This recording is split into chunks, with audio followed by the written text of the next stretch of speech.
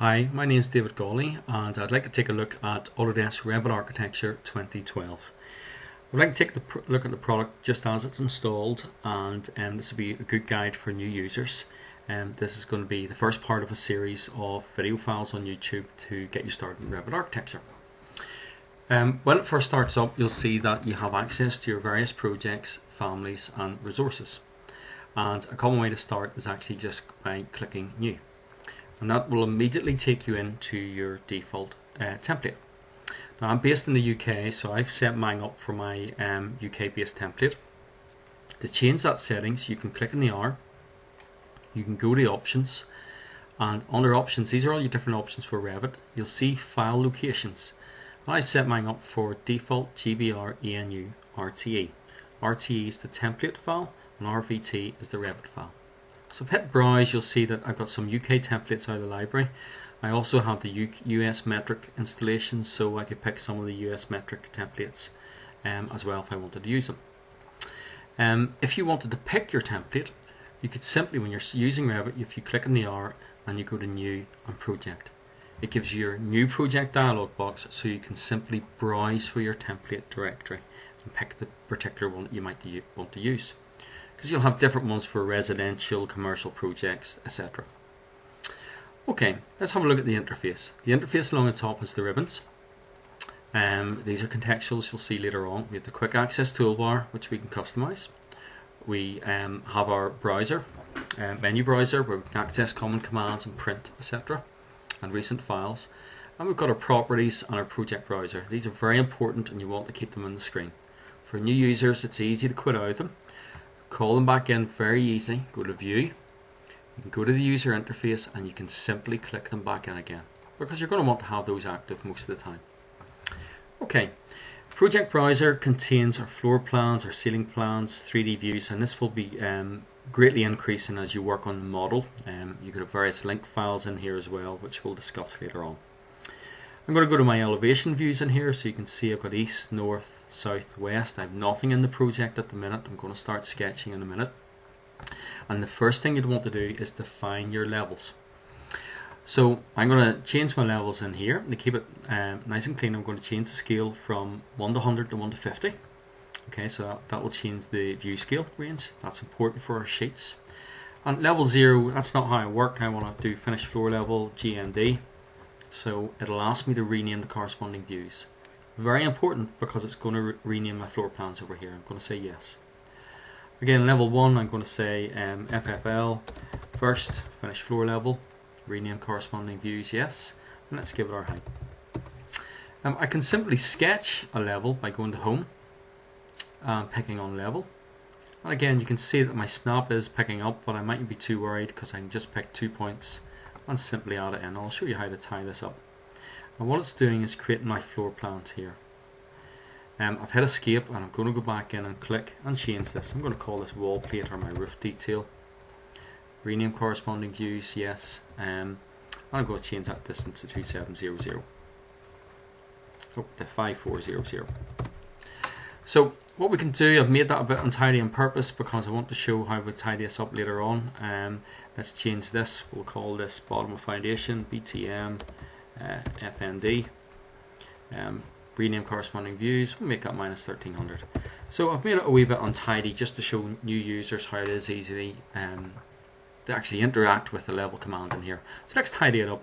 So you can see if I pull the end of my level along, it'll actually hook in.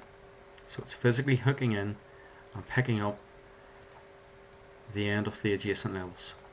This means now they're tied in together. I can actually drag along in confidence and they're going to be in line. But I'll probably want to change this as well. So like in my bottom of foundation, what we can actually do is we can untick that bubble and say let's have that bubble at this end. So we can very easily change it. Again, we can swap around again. We can also add in jog lines. So I click on my wall plate detail in here. You'll see a wee jog line. I click on it, it breaks it out where I can physically drag or change the position. I'm going to hit undo by common command. If you use AutoCAD or any other Microsoft or any products such as Microsoft, you can still use it in Revit. Another way to create a level is to simply offset. So I go to level, and here I'm going to go to pick lines, and I'm going to specify an offset distance of 320 mil. So you'll see wherever I pull my cursor on that side, it'll go start create the offset. So if I left click, it's created the offset for me, 320 mil. It's a bit tight, so what I'm going to do is take that bubble head off there and put it over here. And I'm going to call this top of foundation, top FND. Rename corresponding views, yes. So I've got my levels defined, and if I go back into my north or my south view, they're all created for me. You can see they're bunched up. That's because of my scale. Again, we will tidy this up later on. And what Revit's doing is building the views in the background. So if I go to view and tile, you'll see that it's creating my various different views. Now I haven't created any detail yet, and again this is from scratch and we're going to get into this. So if I maximize this and go into the area that I want to work, so I want to actually work on my top of foundation, that's where I'm going to start from. I'm going to close any hidden windows, so that means it's got rid of all the windows in the background, and I'm going to go to my 3D view. I'm going to go to tile again. So this is a common way to work in Revit. So let's centralize this plan here and let's start to draw a wall. So if I hit on home, you'll see that I have various wall options in here, such as structural or my architectural walls or sweeps. Well, if I go to wall, this is why I wanted to use the correct template, because I have my standard UK walls actually listed. So what I'm going to do is pick up my cavity wall. On my options bar, I need to specify my wall height, so I can have it unconnected, but I want to hook it into my first floor. On how I want to work, am I working the wall center line, finish face exterior, etc. And again, you can change that. I'm not too worried about this at this stage because I want to show you how Revit's actually dimension driven. So I can put the approximate shape of my building in. I can simply click on the wall and you'll see it will bring up my temporary dimensions. I can drag my temporary dimension line and then I can pop in the dimension that I physically wanted, in this case say 12 meters. I can make that temporary dimension permanent by clicking, and you can also lock that. So if I click on the dimension and lock it, what will happen now if I try to move this wall, that will lock in the 12 meters. So that's physically constrained at 12 meters. And again, we can go around our building and we can change our witness lines, our temporary dimensions in here, and we can get it to the correct size. You just need to take care that you don't over constrain the drawing. If I had a look at the level of detail in here, you can see we've got coarse, medium and fine. So I swapped it out to fine. That's maybe the level of detail I want. If I change that from a 1 to 50 to a 1 to 20, you'll see the hatching will change for me. Why we have the thick lines is we've got a thick line thin lines button here, so we can actually take that off. That's physically how it will print. It's more common to have it on. So again, I'm going to pop it out to 1 to 100, and I'm happy enough with my coarse level of detail. Okay, so if I wanted to add a foundation to this, we could go back in the wall. I could use the pull down in here, and we could have a look at our footing. So on our footing, I'm going to say, well, we're working the depth here, and we need to go to our bottom of our foundation.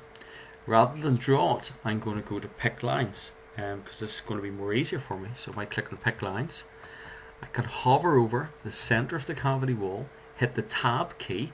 So hit the tab key once, picks up all the walls, and left click, and it puts my footing in as I would physically expect it. What I can do now is I can put my slab in, because I need my slab to rest on my footing. So I'm going to go to my finished floor ground. Again, it's a different view in here. I can just nip it in behind, or I can close out another hidden view. You can see in here this level, the ground floor plan doesn't have the underlay of the foundation, and again all that can be easily changed. So let's have a look at our slab. So on my home panel in here, what we'll do is create floor. I'm going to use a normal architectural floor. I'm going to pick a standard floor from the library, or from it's actually contained in the template, and I'm going to use this by pick walls. So if I hover over and use my tab key again and click, it'll pick the inside of the walls. This indicates span, so this is why the slab's spanning, and I'm going to hit finish. I get asked a question about the roof floor overlaps, the highlight walls. I'm not going to join the geometry, I'm going to say no on this occasion. So I've got my floor slab, I've got my foundation, and I've got my cavity wall in. We can create a section through the building very early, so I'm going to click my section line. And again, there's no detail on the section head bubble because we haven't added it into a sheet. So I can simply double click on my section head. And again, you can see we can move the levels. We can make this a 1 to 20 level of detail. We can make it on fine. So you can see in here I've got my construction, I've got my foundation in here, I've got my cavity wall. And I've got my slab to my finished floor level as expected.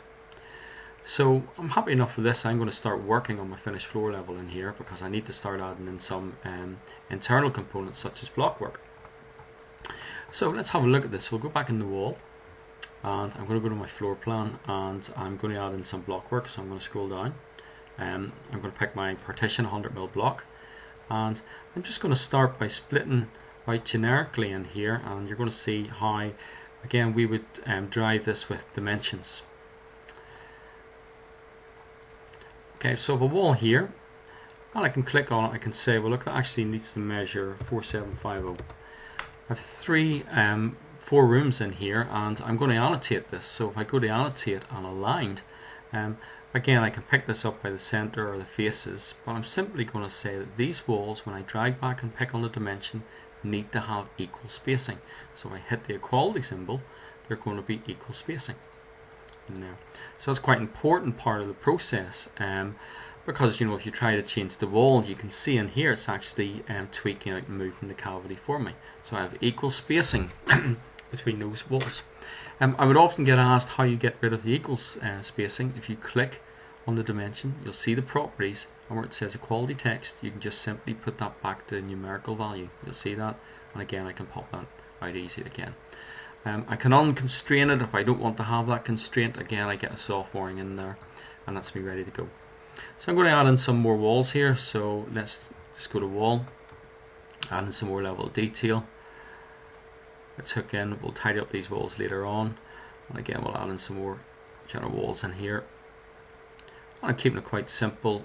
We can add in curve walls, and we've got various tools in the library or on the place wall to actually physically do this. Okay, that's the end of this part 1. Please have a look at the part 2 where we're going to continue this model on further. Thanks for your time.